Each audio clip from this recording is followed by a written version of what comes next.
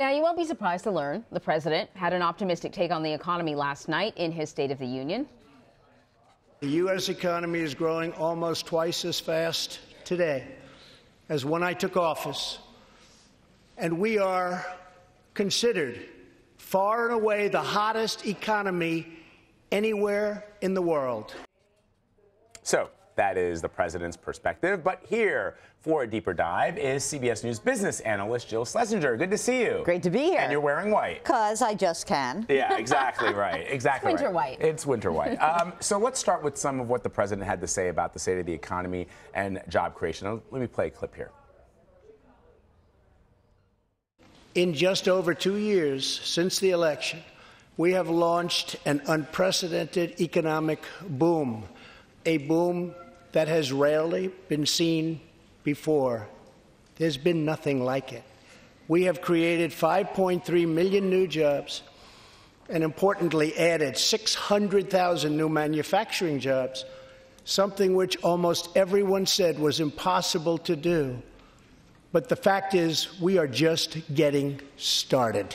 So the president said 5.3 million jobs have been created since he took office. Do those numbers add up? And if so, can the president take credit for the creation of those jobs? So actually the number is 4.9 million because he keeps going back to Election Day instead of starting on January of 2017. So a little bit less. But listen, job creation has been strong. Last year, a very good year for job creation, averaging more than 220,000 jobs a month.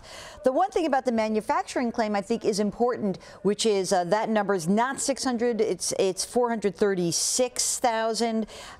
That is better than the pace that we saw under Obama, because for the 8 years of Obama, there were about 900,000 manufacturing jobs. I should note, for all the people who follow manufacturing, they always want me to remind people, we are still 1 million jobs fewer in manufacturing than we were before the beginning of the Great Recession. That's very interesting. You know, of course, the president talked about immigration. That's a key talking point for him. And kind of like, you know, part of the dirty little secret here about the economy here in this country is that an awful lot of businesses employ undocumented immigrants, including, according to the recent reports, the president's businesses. They say that's not going to happen anymore. But, you know, hey, they're here because they're getting work. Yeah. So how's this whole thing playing out with, you know, small businesses and big businesses? I think business owners and managers and C-suite folks are really saying we love immigration.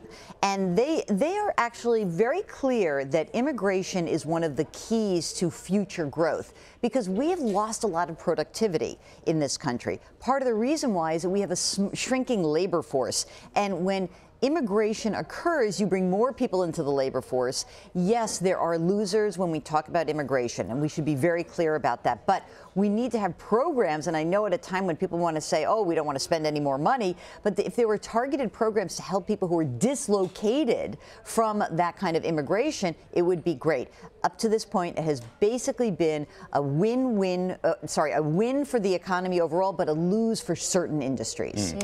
So overall, last night, the president seemed pretty optimistic about the state of the economy. This is anecdotal, but some people, some friends of mine, I worked on Wall Street, as you know, Jill, for 20 years, are starting to say that they're seeing in the early returns that they're getting on their taxes, especially those in New York, excuse me, that they're starting to see lower numbers in their returns. Are you verklempt because you're going to have to pay more taxes?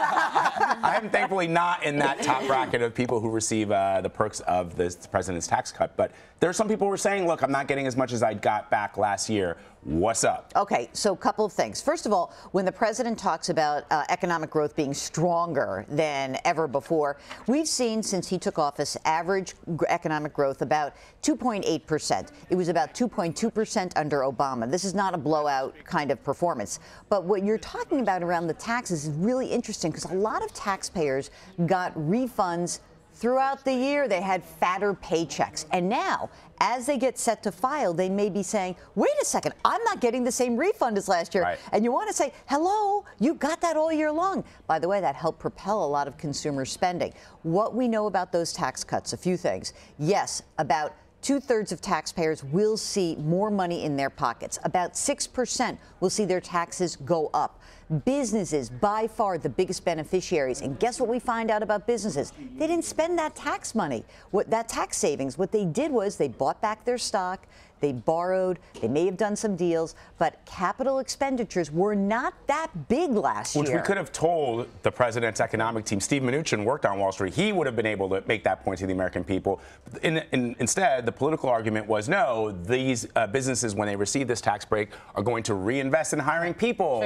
Yeah, absolutely. And one last thing. I know the president also talked about raising billions of dollars through tariffs. Absolutely, there have been billions of dollars raised. I had the last count, $6.7 billion collected from tariffs. However, more than that amount of money has been spent to provide aid to farmers who have been hurt by the tariffs. Right. About 115% of that money. So we're talking about more money that we're spending to help the farmers than the money we took in. So that's an important point to remember. Well, there's so many things. We didn't get a chance to talk about ripping up NAFTA, and he sort of touted the benefits of the new agreement. We'll talk some other time. All right. We'll have you back tomorrow, Jill. All right.